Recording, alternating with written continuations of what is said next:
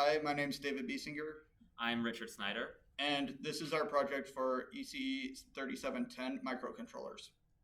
For our project, we decided to do a design of the game Mastermind, which is a game that was created originally in 1970 and has since then stuck around to some degree. For this game, basically what it is, normally you would have two players versing each other. One of them would pick a random combination of four colors, and the other person would try to guess it. You have a limited number of attempts to guess the pattern that your friend has created. As you place these guesses, your friend will indicate with right, white, and red pegs whether you got stuff correct or if you didn't. The white pegs representing how many of the colors you got in the right position and the right color, and the red pegs representing how many colors you got that are right but are in the wrong position. Okay, so for writing our code, we initially wrote a program which would do the same functions as the game, with the major difference being we had the numbers representing individual colors that would later be implemented into our final code to display on the LED board.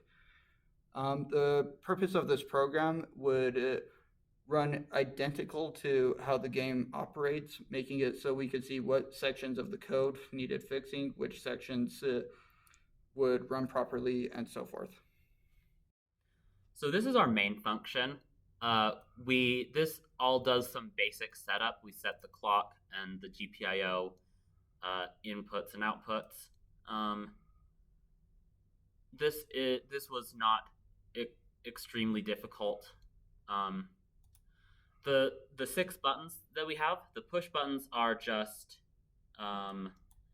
internally pulled up. So we check. We have a function that gets whether a button is pressed, and it will indicate which number in sequence the button is. The LED protocol that we wrote was a little bit more complicated because I had to design a function that would be able to set a pixel at an X and Y offset.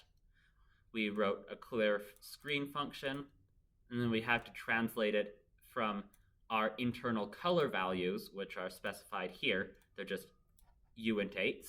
We had to change those to RGB values, and this function does that. So this is our game.c file. It includes all of the logic for the game of Mastermind and is largely based on the terminal demo that we've shown earlier. Most of this is not that interesting. This part was the hardest part to get right because it does the checking to make sure that we show the right number of white and red pins, which was a challenge for us. Other than that, this was not too hard at all.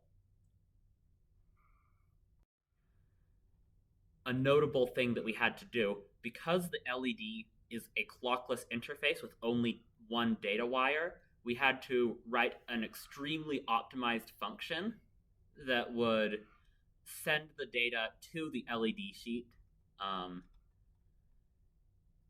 essentially hitting these timing windows that were within 0.25 and 0.55 microseconds, to give an example. And we had to write an optimized function in assembly to do that because C was not giving us the performance that we needed. In our implementation, we have replaced the pegs with buttons and the peg board with an LED sheet. And there's not a second player. Instead, the sequence of colors is randomly generated.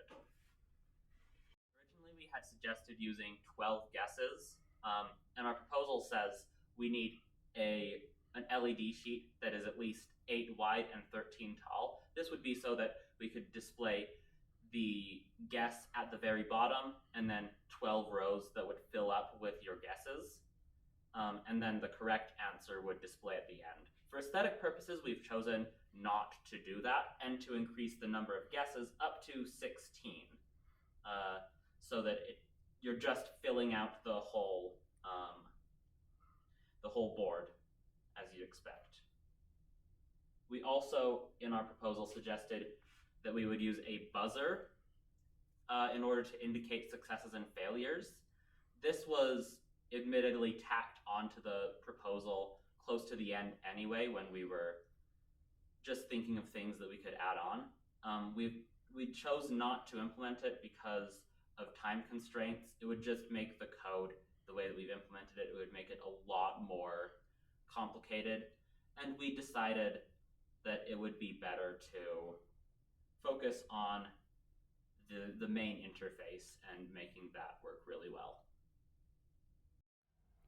So this is our interface. We have the buttons over here and the LEDs over here.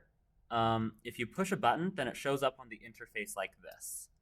And it essentially, you collect 4, and then it will show you your different response values here. So a white, obviously, we didn't get any whites, so that means that we have 3 of the correct colors, but they're all in the wrong places. So if we shuffle these around, we've gotten 1 white now. So something that I did there is obviously correct. Oh, less correct that time, obviously. But yeah, so we're able to create a sequence of guesses here. I'm not using any strategy right now, just tapping it in. But that's how the interface basically works. All right, so now that we've figured out the code, everything's lit up green. And if we press a button, we can reset it and then start guessing again. Got 1 right. So let's say that you guessed really poorly, and you only have a couple guesses remaining. Oh no. Darn. So you get red lights that indicate that you lost, and then you can press a button to reset it. All right, so this has been our project. Thank you so much for taking the time to watch it. I hope you have a great day.